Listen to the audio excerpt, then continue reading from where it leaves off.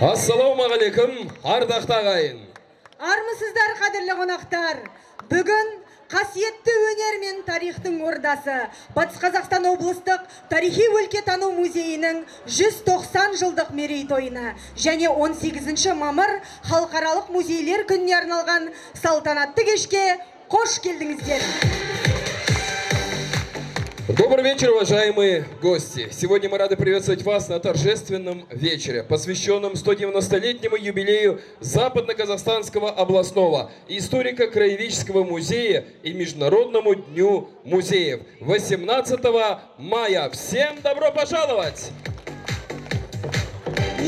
Бұл музей ғасырлар қойнауынан жеткен асыл мұраны сақтап, келер ұрпаққа аманат етіп келе жатқан іргелі шаңырақ. Қазіргі таңда музей қорында 200 мыңнан астам экспонат сақталып, 18 музей мен көрме залын біріктірген үлкен мәдени орталыққа айналған. Да, этот музей настоящее сокровищество искусства и истории, бережно хранящее бесценное наследие веков и передающее его будущим поколениям. Сегодня в фондах музея хранится более 200 тысяч экспонатов, а сам музей стал крупным культурным центром, объединившим 18 музеев и выставочных залов. 190 жыл бұл тек уақыт емес, бұл ұрпақтар сабақтастығы, тарихи жады, рухани қазына. Сөз кезегі Батыс Қазақстан облыстық мәдениет, тілдерді дамыту және архив ісі басқарма басшысының орынбасары Ғабдушев Тілек Александрұлына ұсынылады.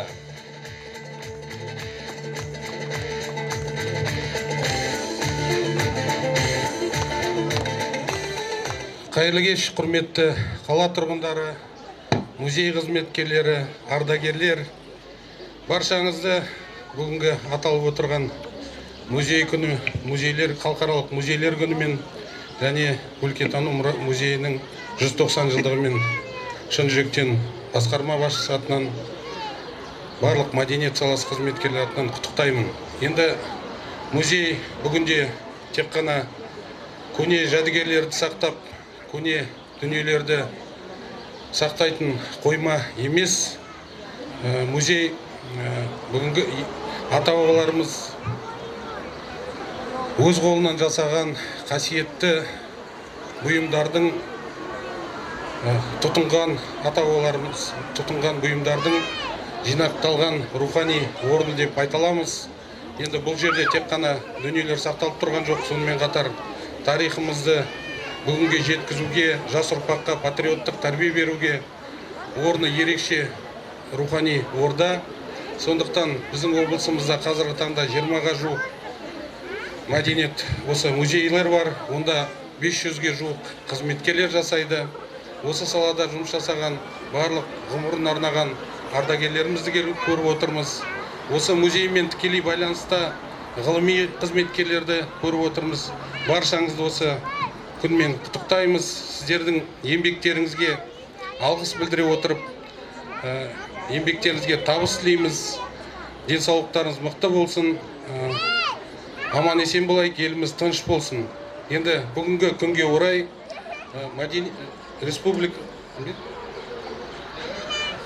мәдениет министрі Аида Ғалымқызының алғыс хаты бар. Осы алғыс хатты барлық музей қызметкерлеріне арналған жылы лебізімен музейдің директоры Жантас Набиоллаұлына тапсыруға рұқсат етіңіздер.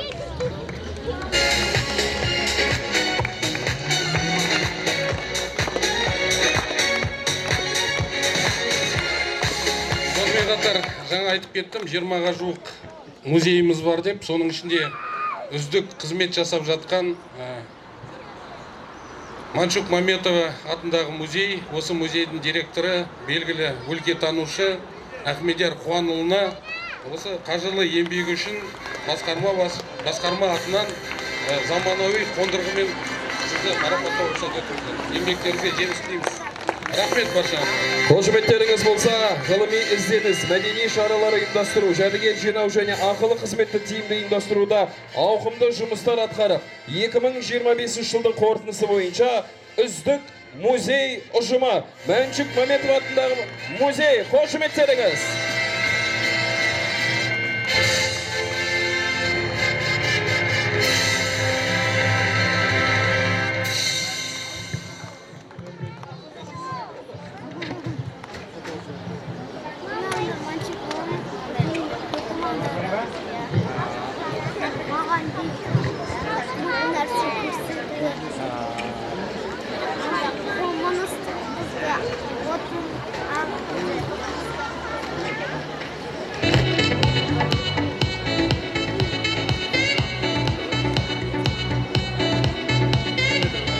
Қымбатты көрермен, ендеше салтанатты шарамызды жалғастырамыз. Бүгінгі мерекеге орай музей жанашырларының музей қорына құнды жәдігер табыстау рәсімі ұсынылған. Ендеше сахна төріне музей ардагері Танабаева Сара Есқайырқызы, журналист Қабжан Қазбек Құттымұратұлы және де журналист Ләззат Шағатай, сонымен бірге музей директоры Сафулин Жандас Набиоллалы сахна төріне шақырылады.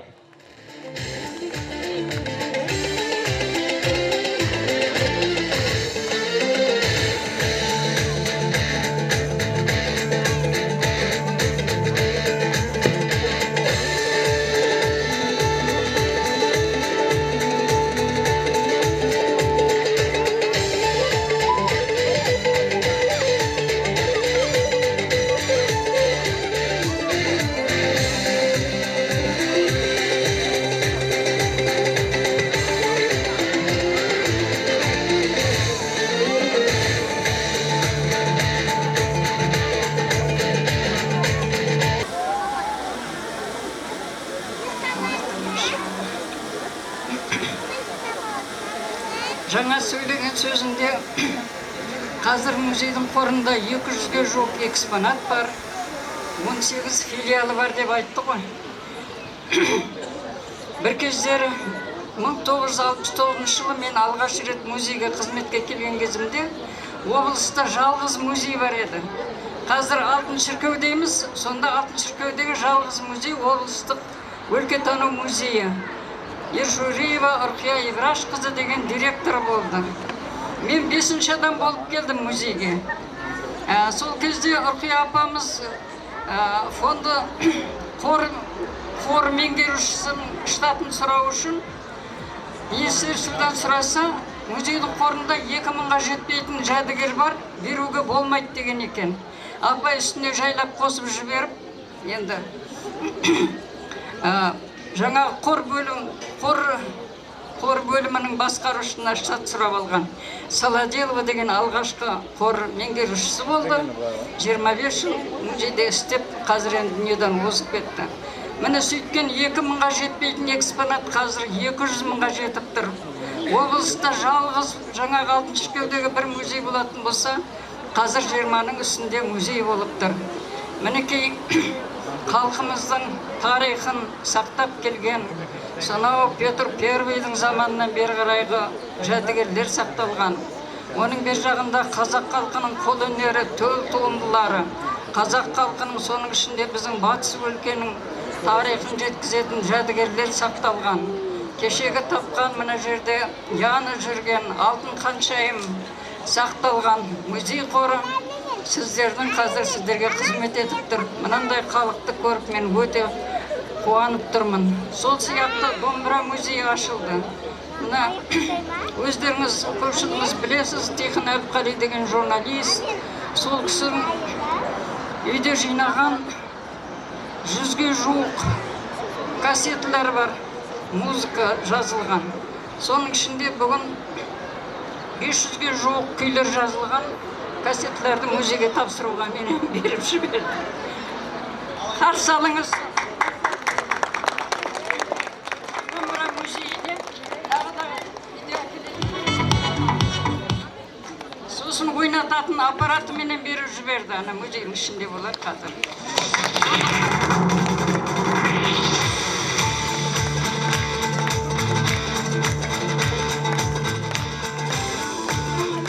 Барлық музей қызметкерлерін бүгінгі мейрамменен құттықтаймын. Дендері сау болсын, отбасылары аман болсын. Біздің музейіміз дамыта берсін. Музейдің ұжымы әрдайымда осындай керемет тамаша жаңалықтарменен осы қала тұрғындарын, қонақтарды баршамызды қуанта берсін деген тілек айтқым келеді.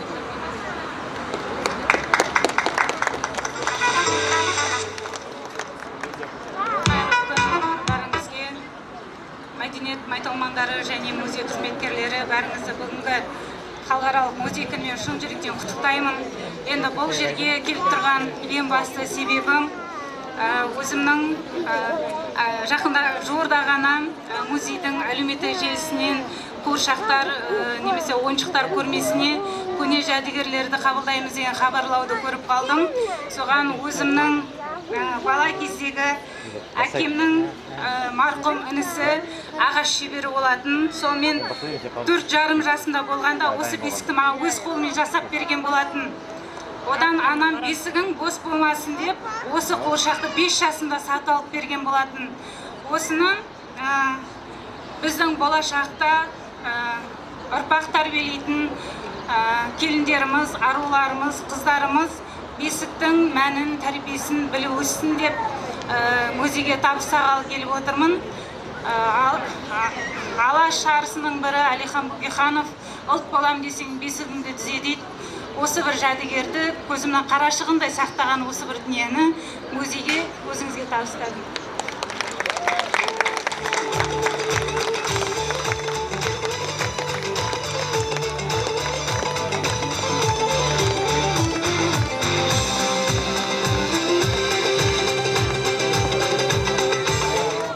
Қадірлі музей ұжымы бүгінгі кәсіби мерекемен құттықтаймын.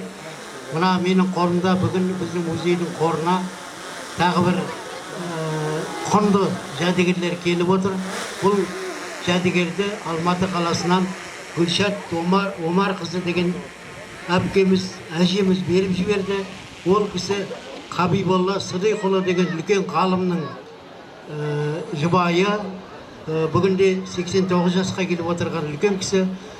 Сіздер білесіздер, әдебиет зерттеуші үлкен ғалым Қабиболла ағамыз Ғұмар Қараштың тұңғыш жинағын 90 жылдары Замана деген кітап шығарған.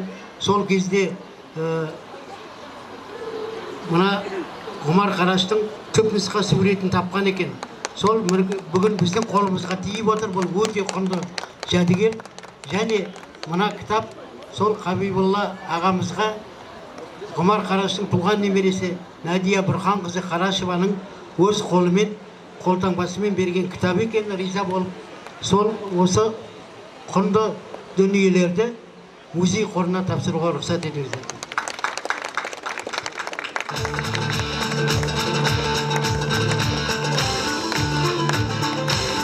Сіздердің қошеметтеріңізбен ортаға құттықтау сөзі үшін музей директоры Жантас Набиоллаұлы Сафиуллин шақырылады.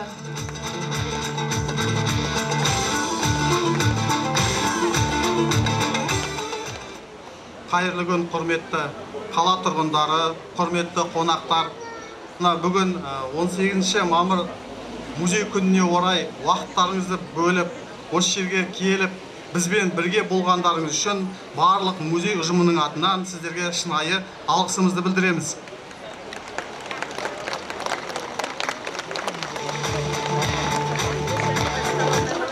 Біз осы күнге әріптестерімізбен ақылдасып кеңесіп, бүгін күні бойы іс-шаралар ұйымдастырып жатырмыз.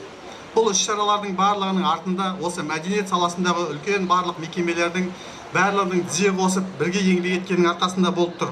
Тіпті мына тұрған сахна, мына тұрған LED экран, немесе басқа да осы жердегі бүкіл дүние мүліктердің барлығын осы мәдениет саласындағы мекемелер көмектесіп жатыр.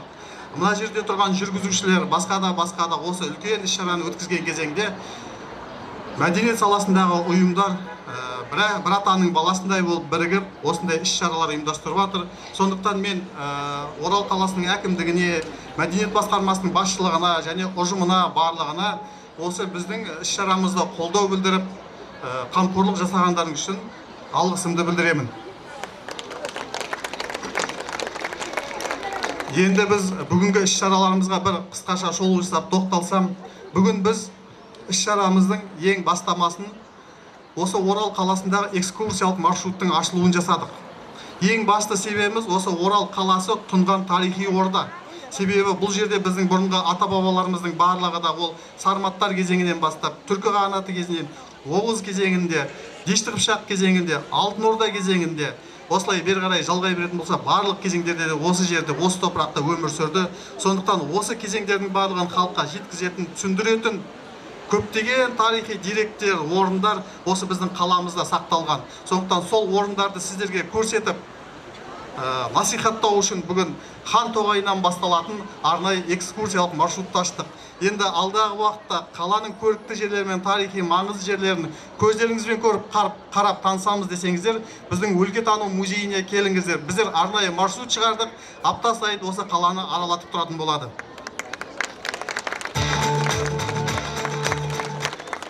Құрметті көрермен, біз бүгін балаларға арналған арнайы көне ойыншық кемел тәрбиенің көзі атауымен арнайы көрме ұйымдастырдық. Оның басты мақсаты мына жерде тұрған баршаңызда бала шағаларыңызбенен келіп тұрсыздар. Бәріміз де бала тәрбиелеп отырмыз. Барлығымызда мақсатымыз елге болашақ жақсы ұрпақ тәрбиелеп қалдыру. Біздің ата-бабаларымыз қандай ойыншықпен ойнады, қандай ойындар ойнады, біз соларды сіздерге көрсетіп білдіргіміз келді. Және осы көрме аясында біздер осы қала тұрғындары өздерінің қолдарында қандай да бір құнды дүние жәдігерлер болса, біздерге беріңіздер, тапсырыңыздар.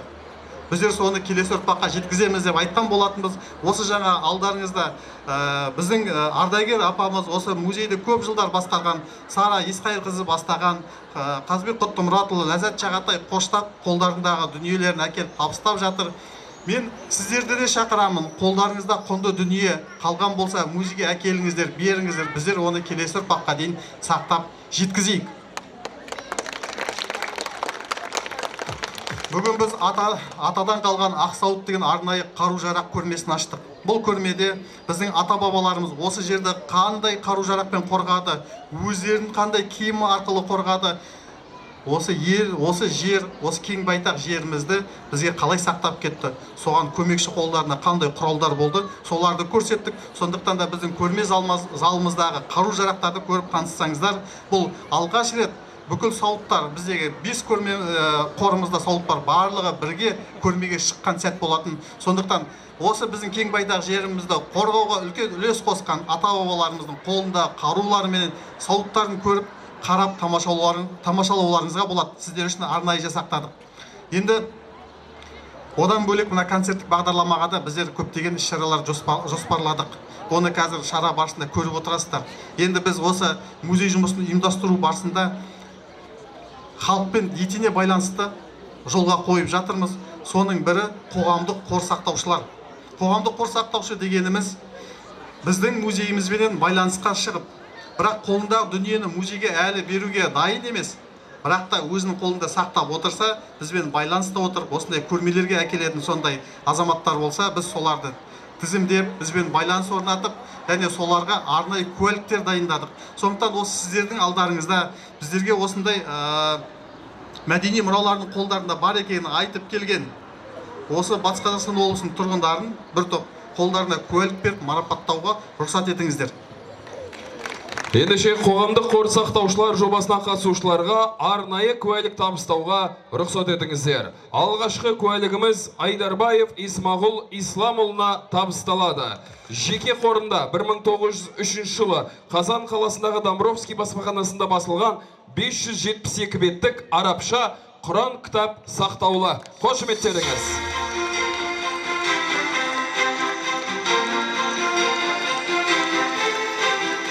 Келесі кезекте Есенғалиев Досқали Орынбасарұлына табысталады. Жеке қорында 1915 жылы басылған арабша Құран кітап сақтаулы. Мұра ретінде қалған кітапты алғашқы иесі Жанұзақ Өрбісінұлы.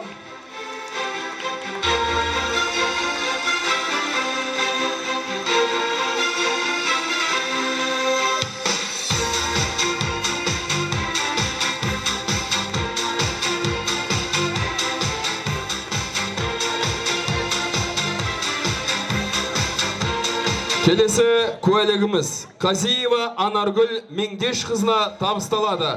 Жеке қорында көне Құран кітабы сақтаулы.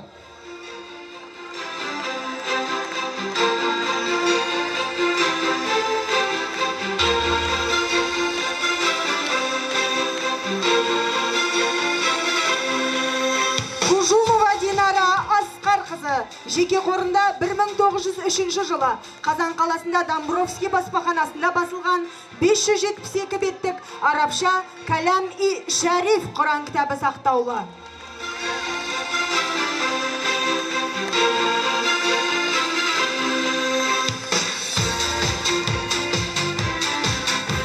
Келесі куәлік Исламғалиев Ерген Бауыржанұлына табысталады. Зергерлік бұйымдар соғыс кезеңіне қатысты заттарды жинап, музей қорына тапсырған. Жеке қорында көне жәдігерлер сақтаулы.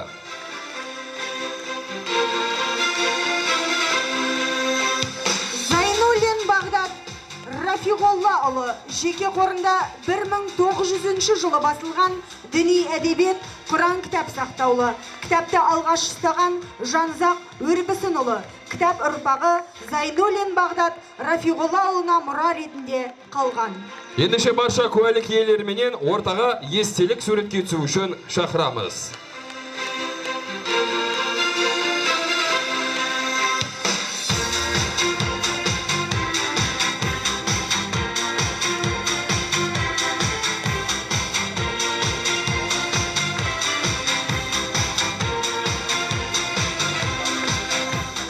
Барша қонақтарымызға алғысымызды білдіреміз, құрметті орындарыңызға өтулеріңіз сұраймыз.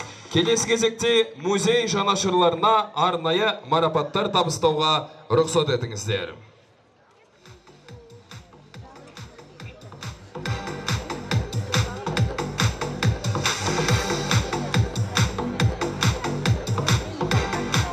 Ендеше алғашқы марапат иесі Ахметқали Орынбасар Нұрланұлы, жас ғалым, ауқымды ғылыми жобалармен айналысуда. Көне кітаптар мен қолжазбаларды бірнеше тілден тәржімалап, ескі тиындар дерегінен тарихи жаңа деректер тапқан. Қошеметтеріңіз. Келесі музей жанашыры Айкербес қолөнер орталығы ұжымының жетекшісі Арыстанова Гүлжанар Ерлік қызы. Айкербес ұлттық киім мен қолөнерді дәріптейтін шығармашылық орталық. Орталық қазақ халқының дәстүрлі өнерін жаңғыртып, ұлттық нақыштағы киімдер мен қолөнер бұйымдарын жасайды. Сонымен қатар жас шеберлерді қолдап, ұлттық мәдениетті насихаттауға үлес қосып келеді. 2024 жылы Айкербес ұжымы 5-ші дүниежүзілік көшпенділер ойындарына қатысып, қазақтың ұлттық құндылықтарын таныстыруға ат салысты. Келесі марапат иесі Әбілпейісов Жәнібек Тастайбекұлы, музей жанашыры, сауыт тоқу шебері. Қошеметтеріңіз.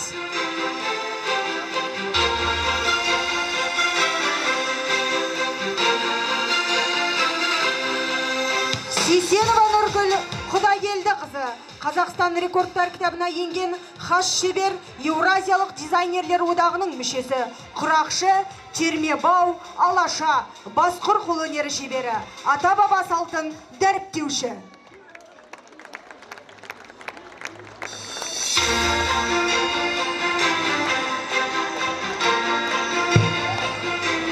Келесі музей жанашыры Надырғожин Решат Асқарұлы, зергер, қайыс шебері марапатталады. Қошеметтеріңіз.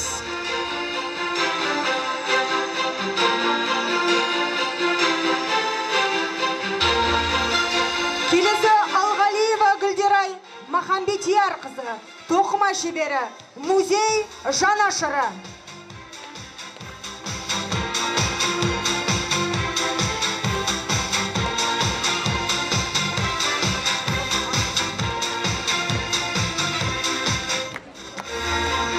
Келесі марапат иесі Сәменова Гүлмайра Беркін қызы, музей жанашыры, музей қорына құнды жәдігерлер сыйлаған. Қошеметтеріңіз.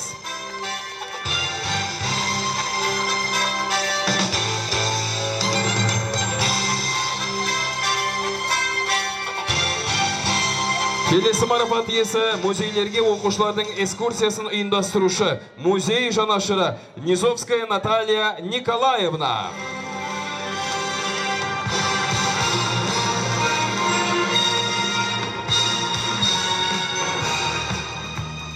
Барша марапат иелерін шын жүректен құттықтаймыз.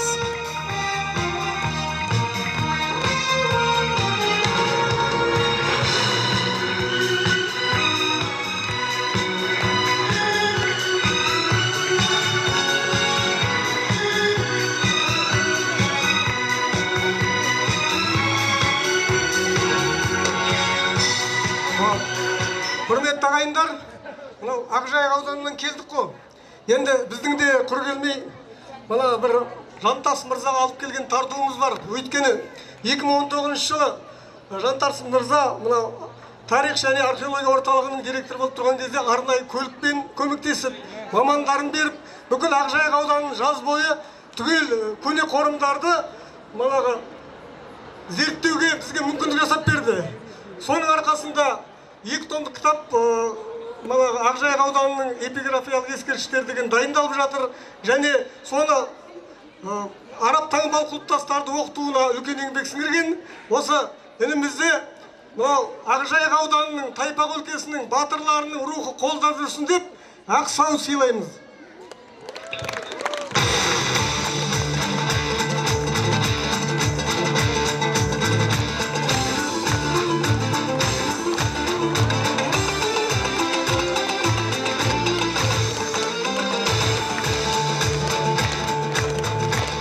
Қошеметтеріңіз қадірлі ағайын.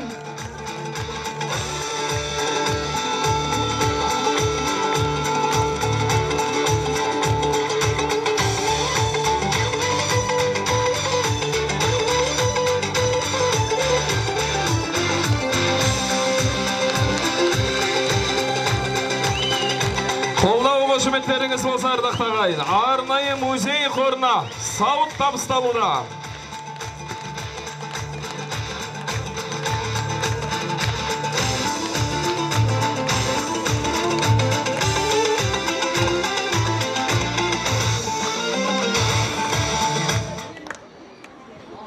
Ал құрметті көрермен, көрдіңіздер ғой, біздің қорымызға қандай керемет жәдігерлер табысталып жатыр. Жәнібек аға көп-көп рахмет, алғысымды білдірем. Біз жаңа барлығына куәлік табыстадық қой. Бұл куәлік не береді? Бұл куәлікпен осы біздің Батыс Қазақстан облысындағы өлкетану музейлерінің барлығы, яғни біздің музейімізге қарайтын бүкіл аудандағы музейлер, қаладағы музейлердің барлығына осы адамдар өздерінің куәлігін көрсетіп, тегін кіріп, кез келген уақытта қарай алады. Сондықтан да бұлар бізбенен тығыз қарым-қатынастағы біздің бұл айтқан кезеңде қоғамдық қызметкерлеріміз. Сондықтан құрметті қоғамдық қор сақтаушылары осы болашақтағы қолдарыңыздағы дүниелерді біздің музейімізге тапсырады деп біз үміттенеміз. Енді жаңа біздің ортамызда Орынбасар деген жігітті жаңа сіздер көрдіңіздер, біз алғыс хат табыстадық. Бұл біздің музейіміздегі зерттеу жұмыстарын кеңінен жасап жатқан, көптеген кітаптар дайындап жатқан ерекше азамат, 8 тілді білетін. Сондықтан осындай білімді жастар, азаматтар болса, сіздер келіңіздер, біздер бірлесіп ғылыми жұмыстарды ұйымдастыруға әрдайым дайынбыз.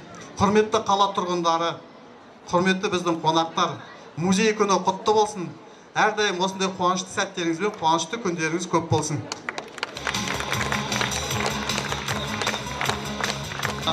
Біздер биылғы жылға, осы бірақ жақын арада, мамыр айының басында жасанды интеллектімен комикс дайындау және анимация дайындау бойынша байқау жариялаған болатынбыз.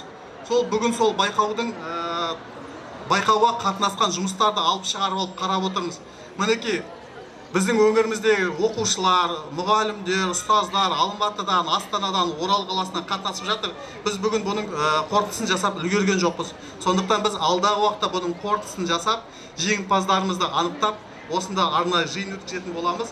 Мына қарасаңыздар, біздің тарихымызға қатысты көптеген құнды дүниелерді заманауи технологияның негізінде қазіргі жастар керемет қылып жасап бастап кеткен екен. Сондықтан бүгін біз оларға марапат бермесек те, бірақ осыған ынта танытып, осы байқауға қатынасқан барша қатысушыларға біз музей ұжымы атынан алғысымызды білдіреміз. Рахмет сізге. Келесі кезекте музейдің археология залында көне тарихтың таңбасындай болған балбалтас тұрғанын көпшілік біледі. Талай тарихтың куәсі болған сол балбалтас жаңа технологияның көмегімен бүгін жайық жұртына тіл қатады. Ендеше назарларыңызды экранға бұрыңыздар. Мен жайық даласының көне тас куәгерімін. Қара жер мен көк аспанның арасында ғасырлар бойы үнсіз тұрдым. Жел бетімді мүжіді, жаңбыр жанымды шайды. Қар мен боран үстімнен өтті. Менің жанымнан талай көш өтті. Талай халық келіп, талай халық кетті. Дүрбелең замандарда менің талай бауырларым жойылды. Бірінің жүзі сындырылды. Бірі әдейі құлатылды, бірі қараусыз қалып, жер астында қалды. Өйткені біз тек тас емес едік. Біз осы даланың ежелгі иесін еске салатын белгі едік. Кімдер бір халықтың жадын өшіргісі келсе, алдымен оның тарихын жояды.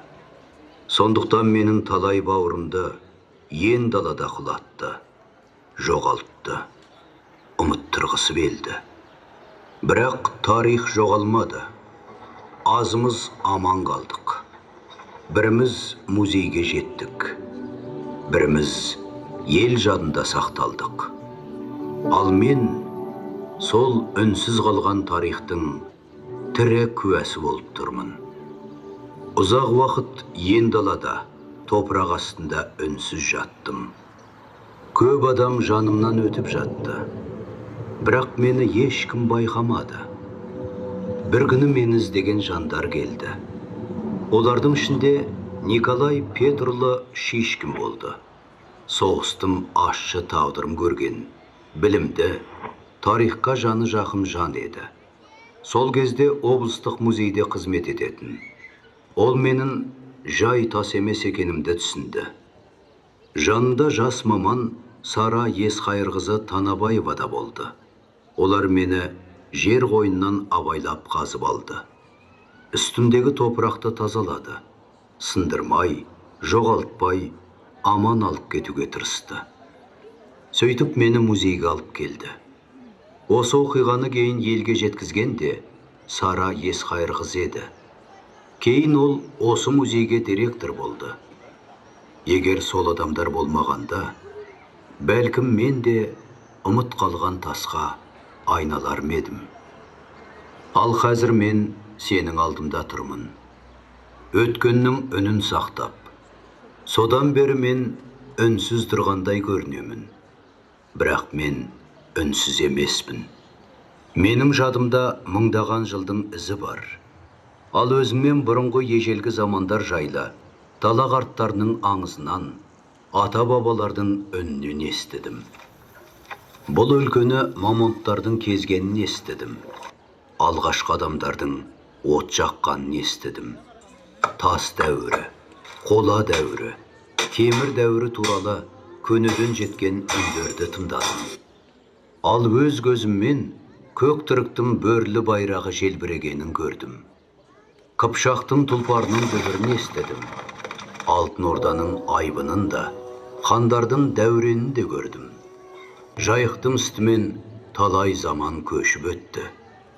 Ал мен сол тарихтың куәсі болып қала бердім.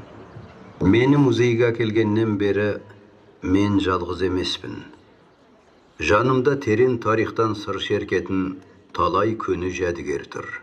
Әр қайсының бойында бір заманның ізі, бір халықтың үні бар. Ендеше, солардың тарихын тыңда. Сонау бастан, о бастан, бір-біріне жарасқан жаралғалы қара жер, жаралғалы көк аспан. Естеби мен бумынның адамзаттан бағы асқан, төрт бұрышы дүниенің соларменен санасқан. Бүкіл түркі әлемі екеуіне қарасқан, қол астына жиылып, қол астынан тарасқан. Апақ-сапақ іңірде олар салған дүбірден, қаптап жатқан қалың жау шыбын жаннан түңілген. Дырдай болып келген мен, бордай болып үңілген. Басы барлар иіліп, тізесі бар бүгілген. Бүгілген де жүрілген. Ескі заман ертеде, жайық деген өлкеде, жайылып аққан жанды су, тарих сырын шертеді. Мекен болған қай заман, өмір қызу қайнаған. Әлмисақтан бұл жерді ата-бабам жайлаған. Мамонт деген зіл болар, бергі ұрпағы тіл болар. Жағасында жайықтың жайылып бірге жүрді олар. Маң-маң басқан, маң басқан, шудаларын шаң басқан, сояудай азу тісімен, кәркедеммен де ар басқан. 4 метрлік тісі бар, таңғаларлық ісі бар. 15 мың жыл жасы бар, қазандай қарабасы бар. Көргің келсе сүйегін, табиғат музейіне кіре ғой. Бөрі басы ұраным, бөрлі менің байрағым. Бөрлі байрақ көрінсе, қозып кетер қайдағым. Темір дәуір ұлысы, шебердің қарабылысын. Әлмисақтан көк бөрі, көк түріктің туысы. Міне, дәл анау витринада бабалардың рухын сақтаған көк бөрінің бейнесі. Тарихын айтсам тақсайдың, зор әңгіме бастаймын. Алтыннан болған бұйымы, асылдан болған киімі, қасиет қонған абыз қыз, тарихи тұлға тым ірі. Жанында құрал жарағы, тылсымға толы тарағы, тақсайдың алтын ханымы тарихтан орын алады. Сыйлаған қызды халқымыз, киеге құрмет салдымыз, қарсымаған жайғасқан хан шайымы тақсайдың. Білгіміз келсе бұл сырды, музейге біздің тартымыз. Жырлаған жұбан ақыны, бұлдағы ер ғой аты ірі. Сауытын шешпей жатады, дәшті қыпшақтың батыры. Жанында құлаш семсері, батыр ол нағыз еңселі. Шалқардан шыққан сұңқар кеп, сақтайды бүгін ел сені. Шыңғыстан болған ар жағы, алтын орданың хандары, әлем билеген әмірдің тиында тұрау салмағы. Айтарым тағы бар еді, көп сөздің осы мәйегі. Бабадан қалған бұл тыйым, мемлекеттіктің дәлелі. Дешті қыпшақ даласы, жайықтың әсем жағасы. Дәл осы жерде болыпты, алтын орданың қаласы. Күмбезі көкке мұн артқан, шақарға кімдер сын артқан. Мешіт пен монша мәдениет, жан менен тәнді тазартқан. Болған деп бабаң қараңғы, шұқыдау талай жарамды. Далаға қала салдырған, ұмытпа ұрпақ бабаңды. Биыл елімізде қазақтың біртуар тұлғаларының мерейтойлары тойлануда. Бұл кеште ұлт мәдениеті мен өнерінде айтаулы орны тұлғалардың шығармалары ұсынылатын болады. Махамбеттің термесі орындайтын Қазақстан Республикасы мәдениет саласының үздігі, жыршы, термеші Фархат Оразов.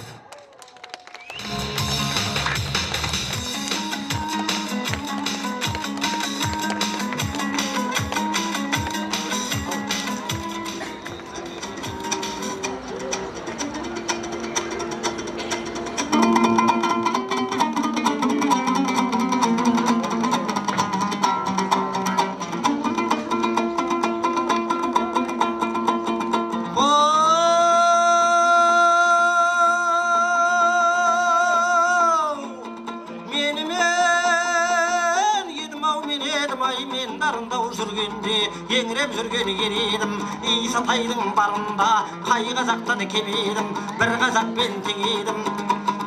Өздеріңдей хандардың ай қарны жуан билердің, атандай даусын ақыратып, лауазым көкке шақыртып, басын кессем демедім. Елдің бояу, ел тоғаяу, ел қондырсам демедім. Жағадай жатқан сол елге мал толтырсам демедім. Еңсесі биік ағордай еріксіз кірсем демедім. Керегесін қиратып, отын етсем демедім. Туғырлығына тәргілеп, тоқым етсем демедім. Тақта тұрған хандардың, төрді тұрған ханымын қатын етсем демедім. Теректі тәңірім бермеді, өздеріңдей хандарды осылай қылсам демедім. Айдай-ау, айдай-ау, айдай-ау, айдай-ау.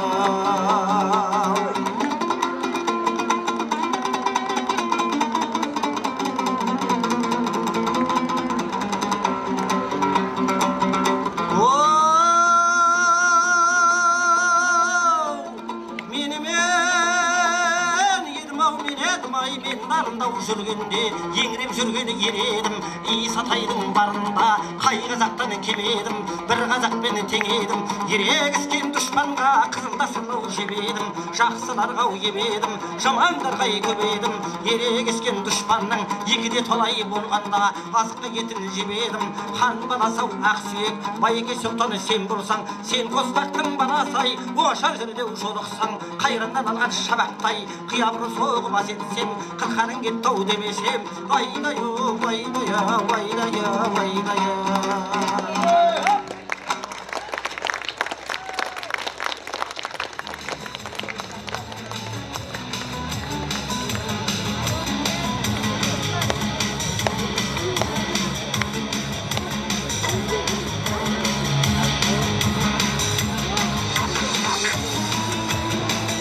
Қадірлі көрермен, бүгінгі кештің бір ерекшелігі өнерпаздар тарихи тұлғалардың музей қорында сақталған түпнұсқа үлгісіндегі аспаптарда ойнайды.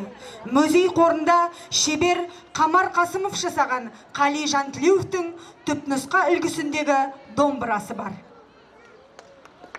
Бұл домбыра қазіргі енді мына кезеңдегі заманауи домбыралардың есебінде жасалған 9 шанақты құрама домбыра. Ахмет Жұбанов атамыз оркестрлер құрған кезде ағайын Романенко деген екі шеберлерді алып келіп, осы оркестрге арнап стандартты домбыра жасап шығарды. Көбіне Қамар Қасымов деген атамыз болған жақсы шебер. Сол кісілердің шеберханаларында шыққан домбыралардың бірі болу керек. Неге десеңіз, көне Совет үкіметі кезінде жасалған. Қали Жантілеуов адамның домбырасы жақсы, домбырасы шебер. Енді бұл стандарттық қазіргі кездегі қолданыстағы домбыралардың бірі. Бұл ұзындығы 40 сантиметр болады. Шанағының қақпақтың көлемінің ені 23-24 сантиметрдің есебінде болады да, мойны 48-19 пернелік, басы кәдімгі қарапайым құранды бас пен мойынға, мойын бетке киістірілген домбыра болып есептеледі. Бұл қазіргі қолданыста жүрген стандартты домбыралардың бірі болып есептеледі. Бірақ енді бет қақпағы шырша ағашынан жапсырылған, қорғаны жаңғақ ағашынан әдейі дайындалып жасалған домбыра. Материалы қайың ағашы, бетін түсті морилка бояумен бояп жасаған 19 пернелік домбыра. Бұл домбыра енді елімізге, жалпы Қазақстанға әйгілі Құрманғазы бабамыздың домбырасының көшірмесі болып есептеледі. Астрахан облысында өзінің музейімен соңғы кездері ұстаған домбырасының нұсқа көшірмесі. Бұл енді өте бір ерекше бұйым болып келеді. Неге десеңіз, жасалу бағыты мүлдем бөлек, 3-4 бөліктен құралған домбыра болып есептеледі. Шанақтары арты қазіргі домбыраларға қарағанда күмбезді емес, қарапайым. Ендеше осы домбырамен жас кеші Өмірәлі Назарды қарсы алыңыздар. Дәулеткерейдің күйі аңшылық.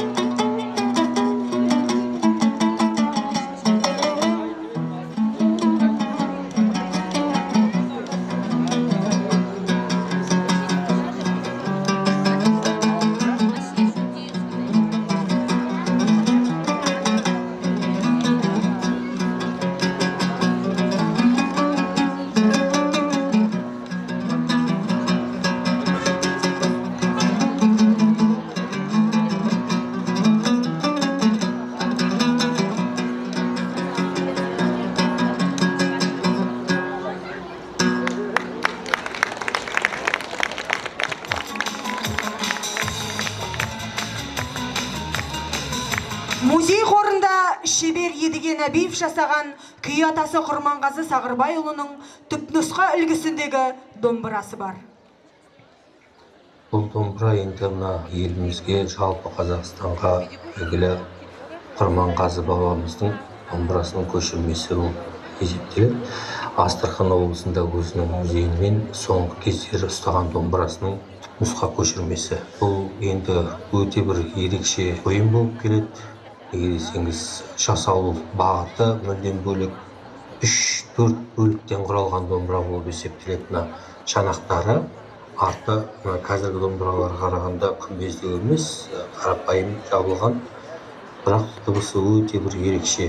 Жаңа бет қақпағында қарағай түрінің балқарағай деп айтамыз, өзінің бойында бір смаласы көп, сондай кілейі көп желімді ағаштардың бір түрі қарағай ағашынан жабылады. Жаңағы мына қосымша дыбыс шығарғыш өзінің тетіктері бар. Жаңағы домбырада дыбыстың тұншығуын ол кездерде жаңағы өздерінің саздық әлеміндегі бір кішкене ерекшеліктер, құймағалақ домбырашылардың өздерінің дыбысты іздеп барып қысылып тұрған дыбысты ары қарай шығару үшін осындай қосымша тетіктер арқылы көрсетілген. Енді жасалу бағыты өте қарапайым болғанмен құндылығы жақсы. Бұның ерекшелігі басы бір тұтас мойынмен бірге шабылады. Кесік бас деп те айтады бұны.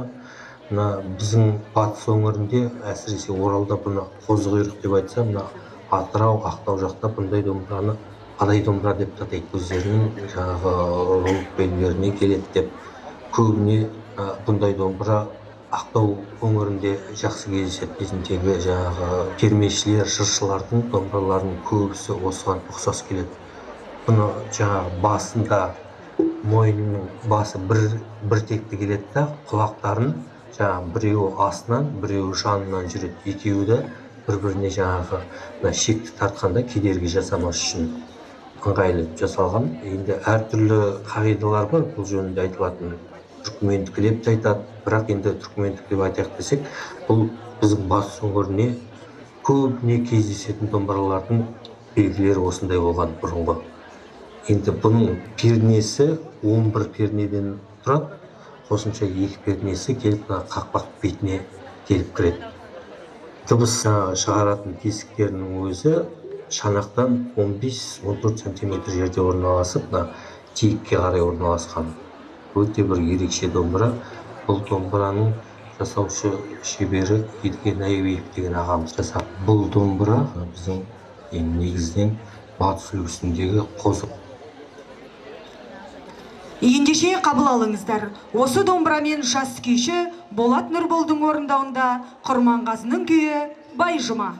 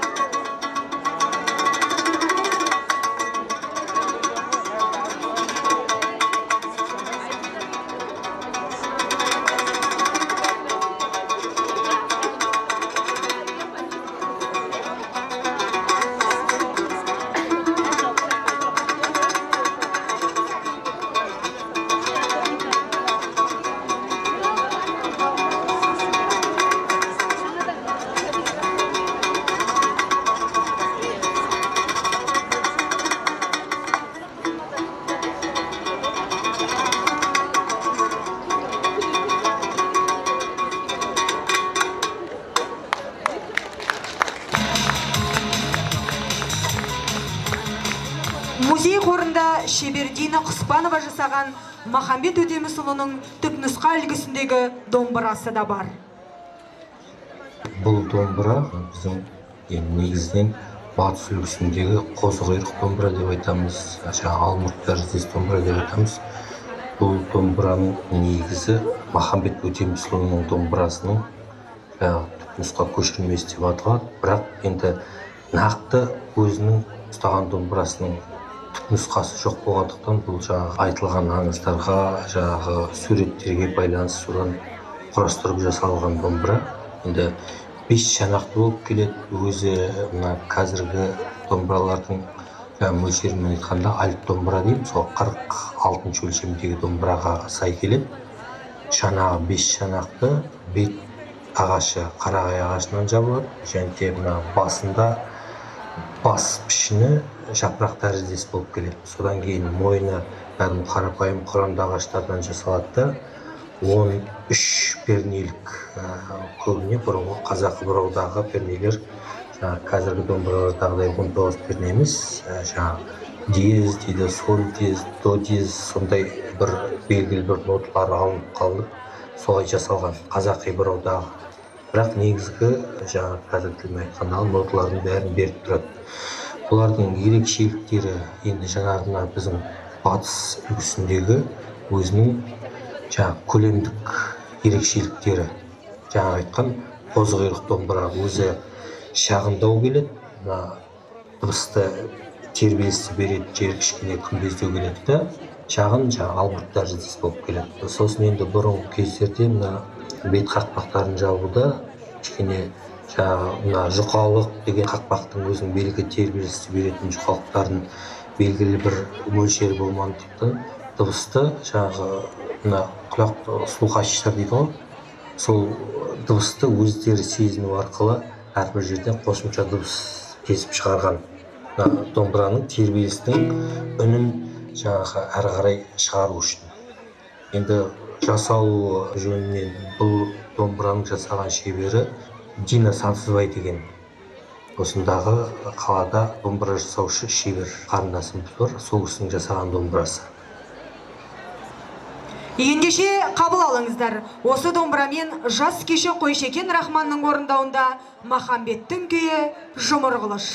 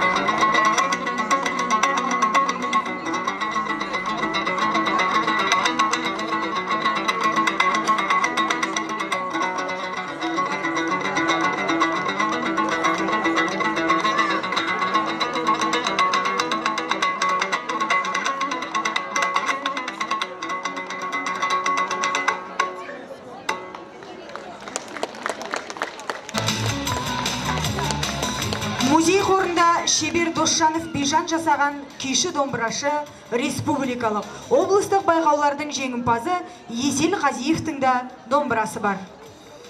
Ол домбыра енді бертін келе біздің Орда өңірінде Есел Қазиев деген үлкен ағамыз болған, үлкен күйші. Қазіргі мына Қазиевтер әулетіндегі Ерме ағамыздың, Асылхан деген бауырымыздың, солардың аталарының домбырасының көшірмесі. Жасалу бағыты да өте қарапайым, бірақ жаңағы дыбыстық тербелісі өте бір жақсы. 9 шанақ деп құралып жасалады, бірақ шанақтарының құралу бағыты өте бір қызық, тұтас шанақ болып келмейді. Ортасынан жартылап кестірілген, және сол шанақтардың бойын түрлі тері тілімдермен желімдеп жапсырылған. Жаңағы ерекшелігі тағы да басқа домбыралардағыдай дыбыс қосымша шығаратын, тартушы адамға өзінің тербелісін жақсырақ құлағына естілу бағытындағы қосымша тетіктері бар. Бет қақпағының құралуы қазіргі қарапайым домбыралардікіндей бетіне қорған жапсырылған шпон деп атаймыз. Бұл жаңағы ағаштың, экзотикалық ағаштар бар, түрлі өздерінің қызыл түсті, қара түсті, сондай ағаштың қабығынан жапсырылған шпон деп аталады. Қорған жапсырылған, көлемі бойынша жаңағы шағындау келеді. Қазіргі 48-ші мөлшердегі домбыраға қарағанда кішкене шағындау, қарсыстың есебінде болады. Және де бұларда енді мойны, басы қазіргі стандарттық домбыралармен пара-пар. Перне саны 19 болып келеді.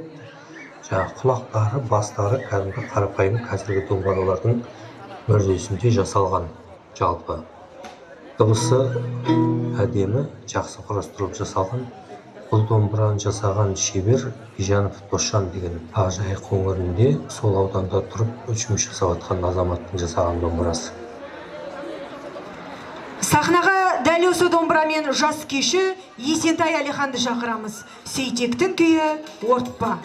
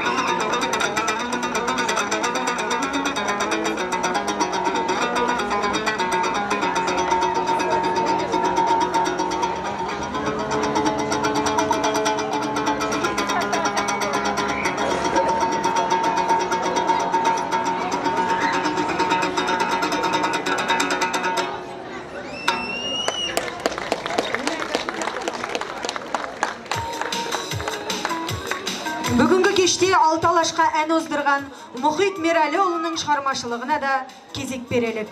Жас әнші Жанарым Амангелдинаның орындауында Мұхиттың әні Көкайдай.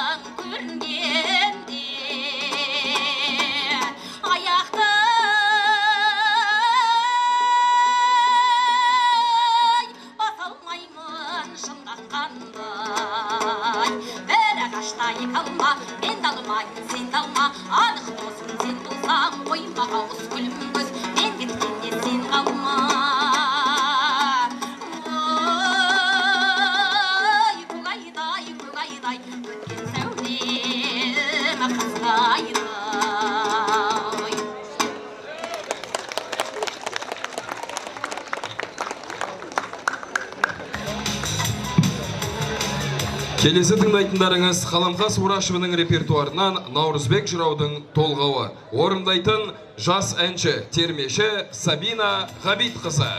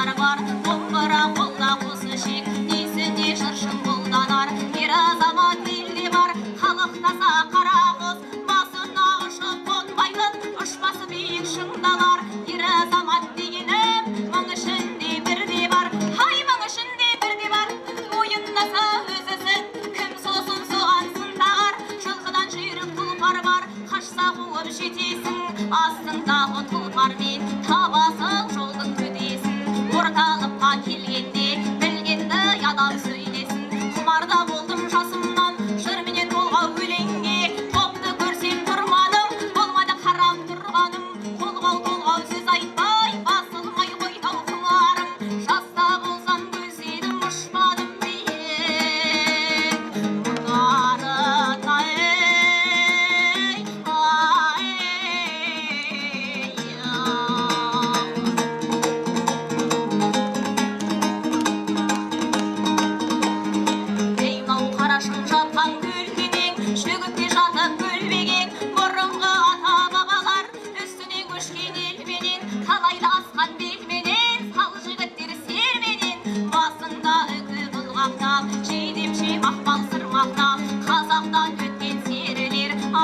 жинаған терменен қарашыңның басында адамның қонған қонысы күн асса тұтам түн асқан басылмайтын жол ісі ішсең мейірің қанбаған сабаға қымыз толысы аққан бұлақ сай салаң шытырма тоғай айналаң шұбырып келіп жататын жолың бір жайлау кең алаң мендей сені сөз қылар бауырыңда өскен қай балаң күл құрыған қызғыштай сен десе саламбай балам жайлауыңды көргенде жадыраймын жайланам кей уақыт қарап отырып осыларды ойға алам көзіме ыстық көрінген адамның қонған жайлауы қайнардың бұлақ қайнауы шалғынға жонып көмілдеп қолымды қазақ байлауы балтатыған бағланның езітіп етін шайнауы ай елдің сәні елменен елдің сәні ерменен қыстың бір сәні қоғалып шалқып бір жатқан көлменен аққу ұшып үстіне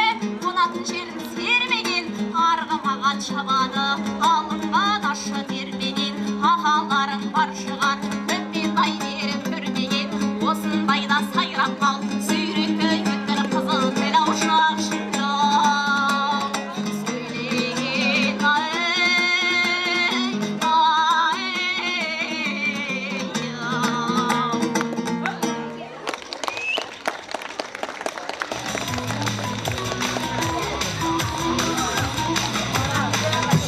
Құрметті қонақтар, ендеше салтанатты шарамызды жалғастырамыз. Келесі болып сахна төріне өзінің арнайы арнауымен келген республикалық ақындар айтысының талай мәрте жүлдегері, өңіріміздің мақтанышы, ақын айтыскер Орынбек Меңдіқұл ұлдарыңызды қарсы алыңыздар.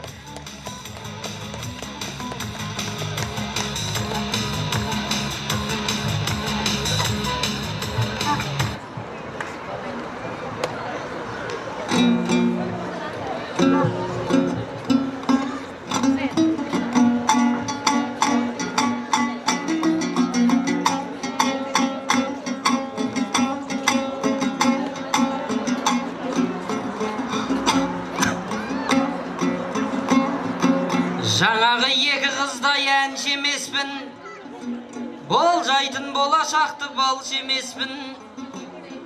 Бірақ та бұл өзімнің балам ғой деп қол соғып тұрсаңыздар қарсы емеспін. Ұлт едік тектілермен ұлық туған, жұрт едік тұла бойы рух тұнған. Көрерменнен айналдым музей үшін, жататын уақытта тұрып тұрған, өнерпазға қолдарын ұрып тұрған.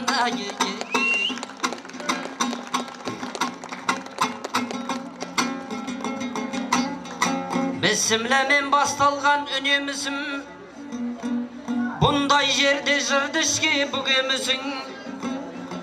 Ассалаумағалейкум жақсыларым, кілең жақсы жиналған біледішім. Халықаралық музейлер күні бүгін, мұражай тарихымның жүрегісің, мұражай тарихымның тірегісің.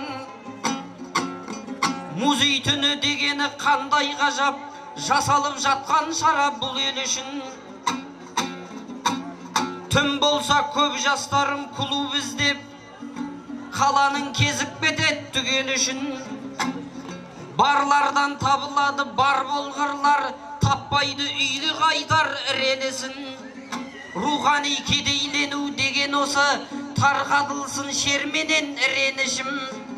Ал музейден рухани байыды адам, сондықтан жасау керек жүрегісін. Музейлер түнді осылай ашық тұрса, рухани қаңғы бастар түнеу үшін. Толықтырып тұрған ел қатарымды, алдыңда иірейені сақа жырды. Қонақтар тамаша музей түні өтіп жатыр, жап-жарық қып Оралдай шаһарымды. Қонақтар экспонат сыйлап кетті. Экспонат дегенің сапа құнды. Мен байғұста беретін не бар дейсің? Сүйетін жүрегім бар отанымды. Менде беріп кететін ақсауыт жоқ, бермесем домбырам мен шапанымды.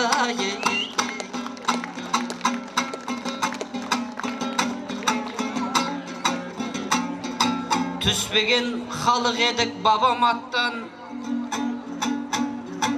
Куә болып онына дала жатқан. Артымдағы лед экран өшіп қалды, сендер көріп тұрсыңдар ма қала жақтан.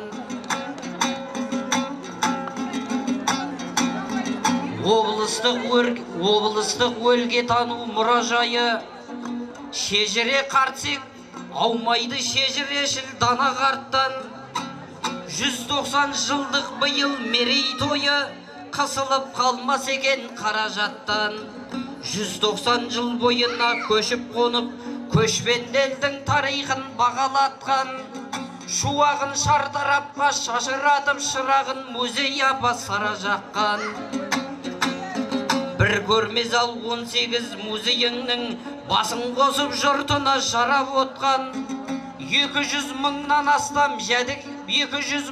астам жәдігерді сарымайдай сақтаған қарадақтан.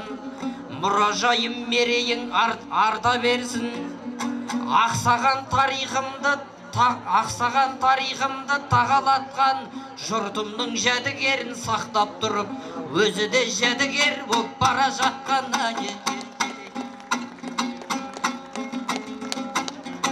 Келгелі жантас деген алғыр балаң, тарихын қалмағандай жаңғырмаған. Бірнеше жобаларды қолға алыпты, қалайша ол шөліңді қандырмаған. Көне көз көне жазба кітаптарды сөйлетіп қорғап салдырмаған. Халықтың арасынан жинап алып сөреде бостан босқа шаңғылмаған.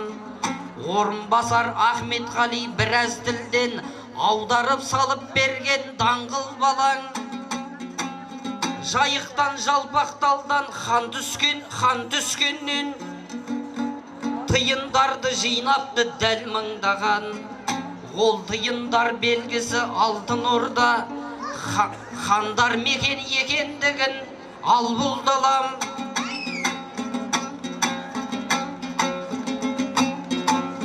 Бұл музейде 600-дей картина бар, бұл жаңалық қалайша таңғылмаған.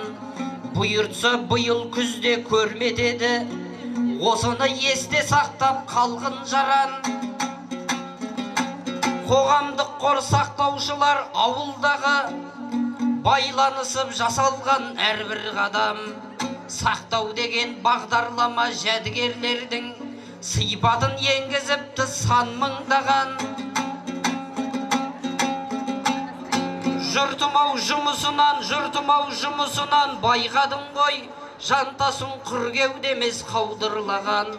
Жаны тас боп өз ұлтына кетпеу үшін жантастай болу керек әрбір балаң. Тарих құны көк тиын болмасын деп жер астына бір тиын қалдырмаған.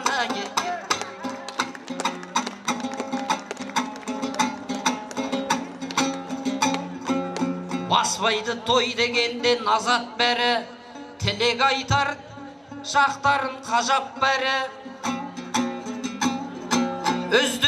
Үздік музей, Мәншүктің музейі бопты.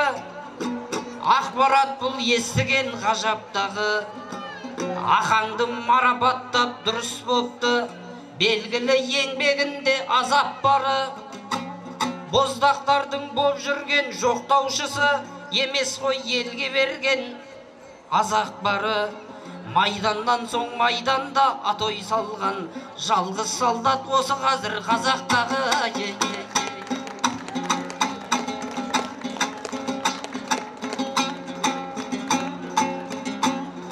Жұртымның көңілінде зар жоқ болсын, тоқшылық пен молшылық нан көп болсын.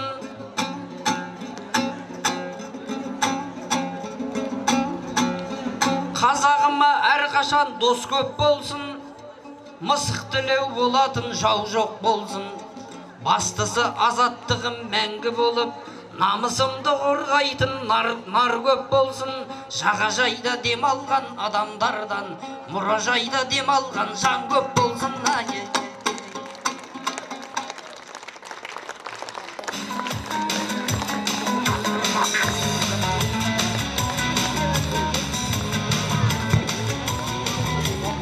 Құрметті көрермен, ендеше бүгінгі мерекенің, бүгінгі кештің ең қызықты сәтіне де келіп жетті. Қазір сахнадан құпия жәдігер сырын ашуға сұрақтар жолданатын болады. Әр сұрақты мұқият тыңдап, нақты жауап берген көрермен құпия жәдігерді залға барып орналасу құрметіне ие болады. Мұндай музей залына жәдігер орналасу құрметі бұрын соңды ешкімге жасалмаған құрметтің бірі. Ендеше сахна төрінде тұрған ерекше бір қошеметтеріңіз болса, кіші ғылыми қызметкер Өтес Мұхтар Маратұлына бір ду-қол шабалақтарыңыз. Өзімді кішкентаймын, кіші ғылыми қызметкермін әйтеуір. Тездетіп ғылыми қызметкер болу керек еді. Құлақтарыңыз алтын сырға тақпағаныңыз. Ал, Орал қаласының тұрғындары, мереке құтты болсын! Айқай шуларыңыз айға, көңіл келеміз айға. Ең соңғы, осыдан кейін кіреміз.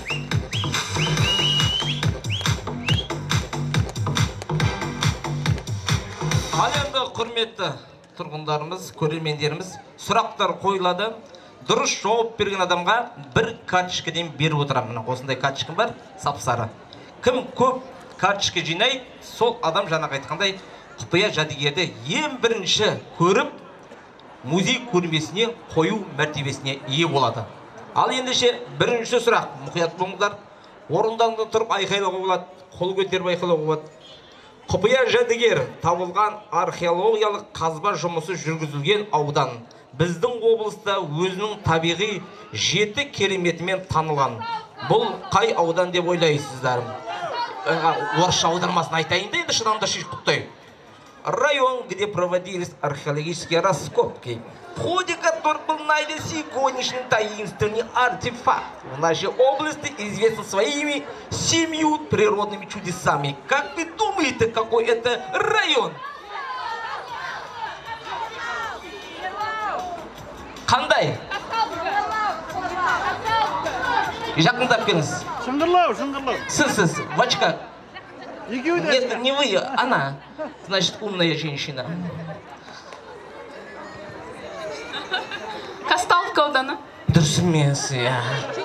Ал айта қойыңыз. Шыңғырлау. Дұрыс айтады мұны. Ай, бәрекелді, Шыңғырлау. Ай, алдай. Өзінің қара төбен білмей қалды, мына қызы білді мұна. Мына қыз өзі көп біліп қойды. Ай, бәрекелді. Екінші, алдына орысшасын айтпайын ба деп әтерім, аудармасын. Айтатын болдың мұны. Орыс қыз тауырды енді айтам енді. Мұнаны оқудың өзін баған ғаниб еткенді. Екінші сұрақ. Шыңғырлау ауданында өткен дәуірлерінің құпияларын сақтайтын ежелгі ескерткіштер обалардың көптеп табылды. 200-ге жуық ескерткіштер бар. Осы археологиялық ескерткіштер ішінде ауқымды көп зерттелген қандай ескерткіштерді атай аласыздар? Енді Шыңғырлаускый район найдено множество древних памятников, курганов, хранящих тайны прошлых эпох. На территории района насчитывается около 200 памятников. Какие из этих археологических памятников являются наиболее крупными и хорошо изученными? Қайсы? Кім біледі? Сосын! Қырқова мен Лебедевка. Лебедевка, сосын! Қырқова! Ол жоқ енді.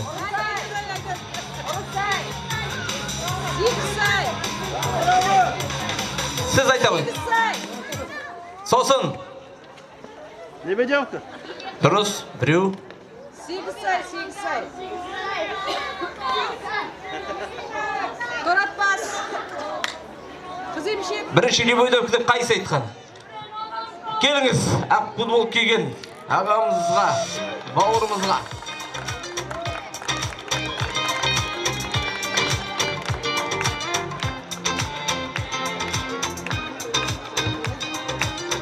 Бес сұрақтан тұрады, біздің мұнда сұрақ жауабымыз. Үшінші сұрақты қойын деп жатырмын. Бүгінгі көрмеге қойылған құпия жәдігер жоғарыда аталған ескерткіштердің қайсысында табылады деп ойлайсыз? Сіздерге көмекші нұсқау. Бұл ескерткіш қазба жұмысы осыдан 5 жыл бұрын, яғни 2021 жылы жүргізілді. Көрмеге қойылатын құпия жәдігер жоғарыда аталған ескерткіштердің қайсысынан табылды деп ойлайсыз? Жоқ. Кім біледі? Кім біледі? Ау.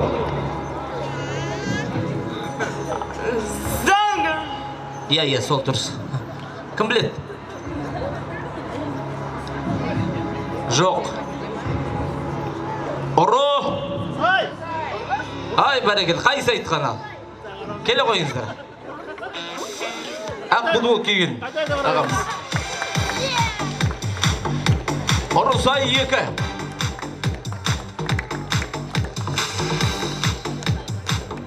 Ұрысай 2 ескерткішінен нөмір 10-шы оба, нөмір 2-ші жұптық ер және әйел желі орнынан біздің дәуірімізге дейінгі 5-ші ғасыр орта кезеңіне жатқызылатын бүгінгі құпия жәдігер табылды.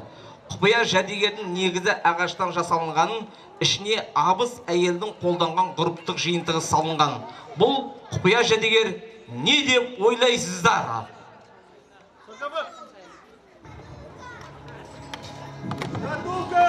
Тақсай қаншайым. Нет. Так. Құпия жәдігер сауыт емес. Әшекей. Не? Әшекей бұйым. Естімей атыр. Әшекей бұйым. Жоқ, әшекей емес. Жоқ, қасаба емес.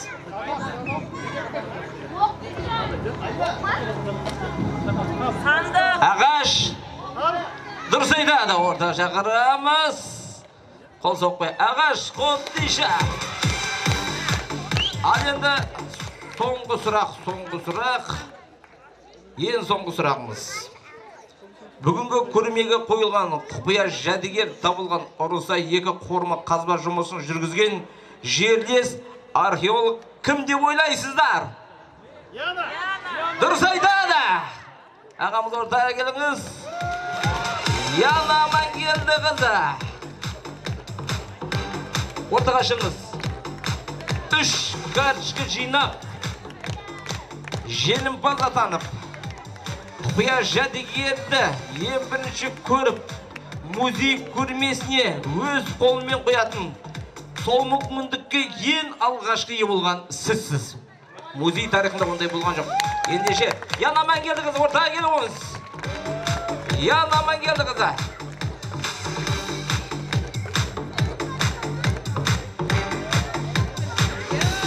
Ал енді қадірлі қонақтар, қол сайып, қошемет көрсетейік. Құпия жәдігер ортада.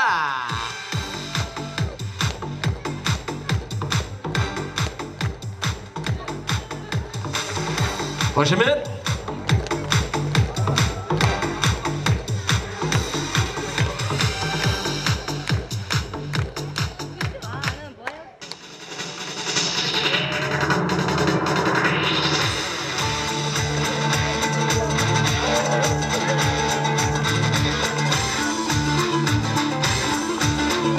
Әдем бі?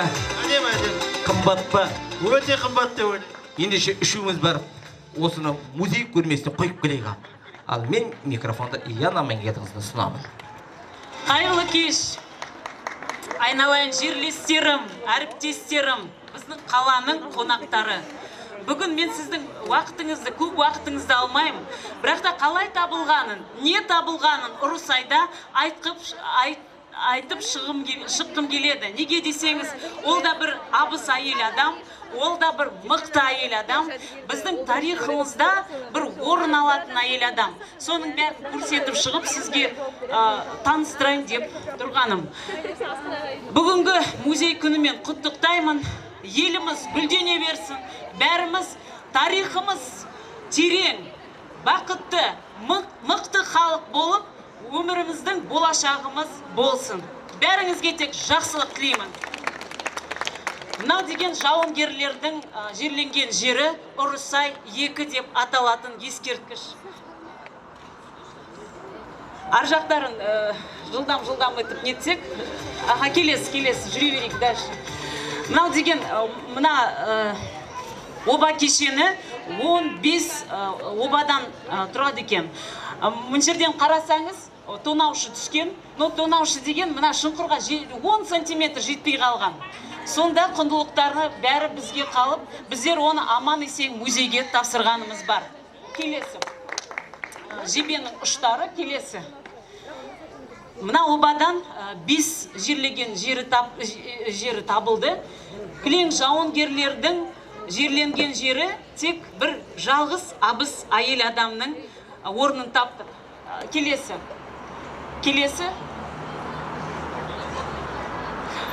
Абыз әйел адам қасында охранник дейміз ғой да, жауынгер жас бала жатыр. Ол деген сол абыз әйелдің құтқарушы болған, қасында жүрген, соны бірге жерлеген.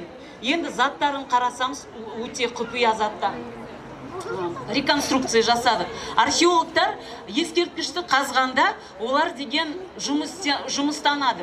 Оны деген 2021-де қазып алдық, 26-да тек қорытындысын шығарып алдық. Мына абыз әйел адамның пышақтары, инелері, моншақтары, білезіктері және ағаштан жасалған құпия қобдишасы бар. Оны деген шығаралған жоқпыз. Оны деген жерімен қазып алып, Крым Алтынбековке Алматыға жібердік. Неге десеңіз, оны қазып алып, шығарып алсақ, ол деген шашылып қалатын еді. Шашылып қалмау үшін оны томографиядан өткізіп, оны деген лабораторияға жеткізіп, ол енді өз күнін көретін жадыгер болып шықты. Жауынгердің жерленген жері келесі. Мынау кішкентай қыздың заттары, мойнына киетін алқасы, кішкентай құмырасы бар. Келесі. 4 жауынгердің жерленген жері. 3 обаны қаздық. Сол 3 оба оларды тонаған, олардың үстіне ағаш отырғызған, соның бәрі аварийный деп саналады. Солар деген жер бетінен кеп қалмасын деп, жойылмасын деп, соның бәрін қазып, бәрін музейге тапсырып, фондтарды көбейттік. Біздің тарихымыз өте бай. Біздің тарихымыздың тереңдігі сондай мықты. Сол мына біздің тарихымыз дәлелдейтін осы жадыгерлер, археологтар қазба жұмыстан тауып музейге тапсыратын жадыгерлер. Жалғастырайық. Келесі. Жалғастыра берейік. Қобдишаға дейін жетейік. Қобдишаға келсек, Қобдишаны біріншіден Қобдишаны Алматыға жіберген жоқпыз. МРТ-дан өткіздік. Неге деңіз? МРТ-дан өткіземіз, оның де қандай, қай жерінде, қандай заттарын жатқанын, соның бәрін дәлелдеу керекпіз. Ол ғылыми зерттеу. Сондықтан әрбір ағаштың, әрбір заттардың қай жерде жатқанын, қалай сақталатынын білу керекпіз. Келесі. Мынау компьютерная томография. Келесі. Лабораторияда жатқан түрі. Келесі. Мына ағаш деген шашылмау үшін укол жасайды ағашқа. Сонда ағаш деген өз түріне келіп, өзінің формасын сақтайды. Келесі. Мынау Крым ағамен лабораторияда зерттеу атқан кезіміз. Келесі.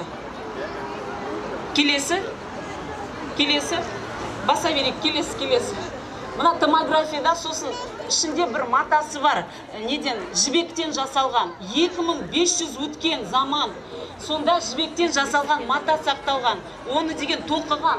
Соны деген үлкен экранға шығарып, үлкейтіп, ана несі қалай тоқылғанын қарадық. Келесі. Мына Қобдишаның ішін ашқан кезіміз. Келесі. Ішінде айна жатыр екен, үлкен айна, сол айнаның астында келесі кішкентай құмыра жатыр екен. Бұл құмыра лайдан жасалған. Лайдан жасалып, кішкентай құмыра жасалған, ішінде өсімдіктердің дақтары жатыр. Келесі. Да? Келесі,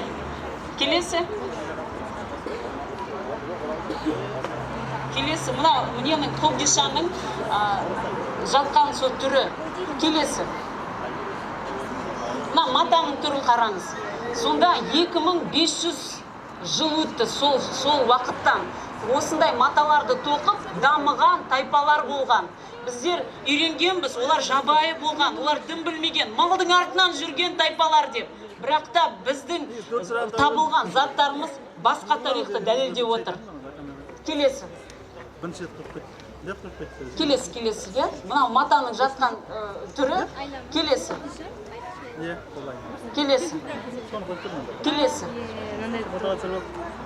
Каждый артефакт, документ своей эпохи деген ғой, Бақыт Камаловна. Сол дұрыс айтады екен. Келесі.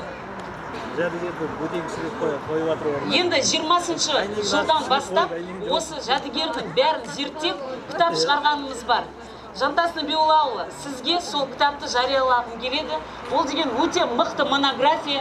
Әр заттың қалай зерттелгенін, қандай болғанын, қай дәуірге жататынын, қандай ДНК-ларын шығарып алғанымыз бар. Солардың қорытындысы бәрі сол кітапта жазылған. Сізге соны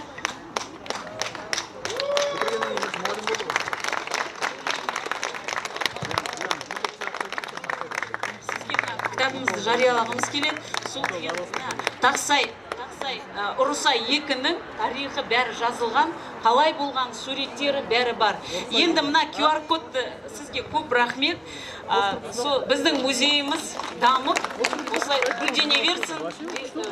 Сосын мен сізге тілейтінім, үлкен музей ашылсын біздің облыста. Ондай музей керек, бәрі де сондай музейді сұрап жүр, сондықтан Ақжол сізге. Мына QR-кодты фотоға түсіріп алсаңыз, сонда көркем фильмді қарайсыңыз, лаборатория қалай жұмыс істелгені, мына қобдиша қалай өз түріне келтіргенін, соның бәрімен танысып, соны көруге болады, үйге барып асықпай. Келесі?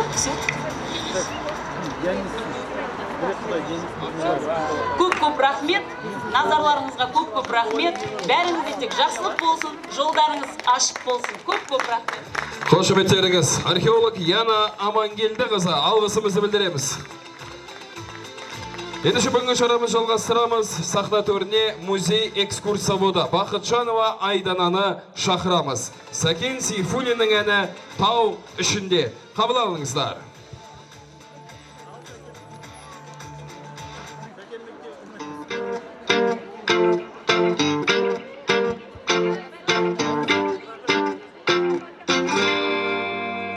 Мен келем тау ішінде түнделетіп, аймақты күңірентіп өлеңдетіп, астында ақ боз атақ сылаңдағы, шалқақтап құлақтарым елеңдетіп, ақ боз ат менің тұлпарым, шалқыған көңіл сұңқарым, көкірек керіп жұттым менің ауаның жазғы жұпарым. Аха, сүмбілі жар, тәтті сөзің, қара көзің, білгейсің келгенімді жалғыз өзің. Тәтті сөзің, қара көзің, білгейсің келгенімді жалғыз өзің.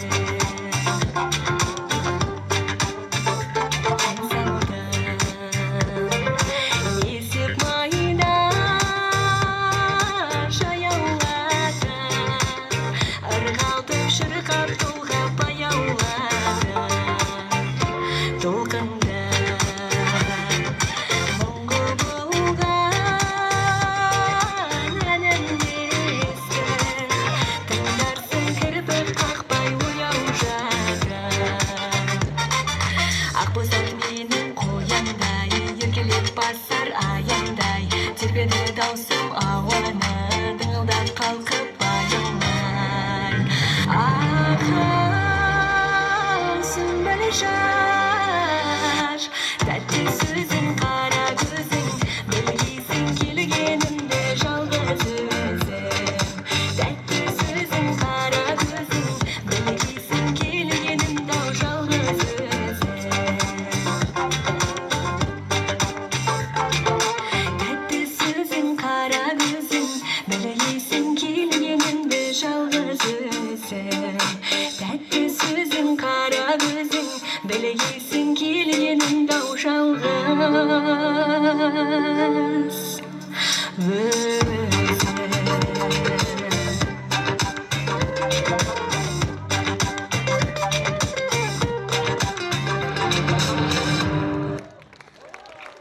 Қошеметтеріңіз Бақытжанова Айдана.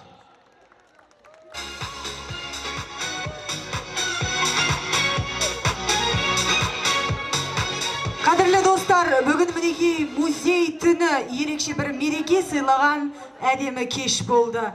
Мұражай бұл ғасырлар бойы сақталған мұра, ұлттың мәңгілік қазынасы. 190 жылдық тарихы бар музейдің ғұмыры ұзақ, мәртебесі биік болсын. Ендеше салтанатты шарамыз өз мәресіне жетті. Алтын уақыттарыңызды бөліп келгендерің үшін мың алғыс. Келесі кездескенше еліміз аман, жұртымыз тыныш болсын. Сау болыңыздар. Барлықтарыңызды музейге шақырамыз. Хош келдіңіздер.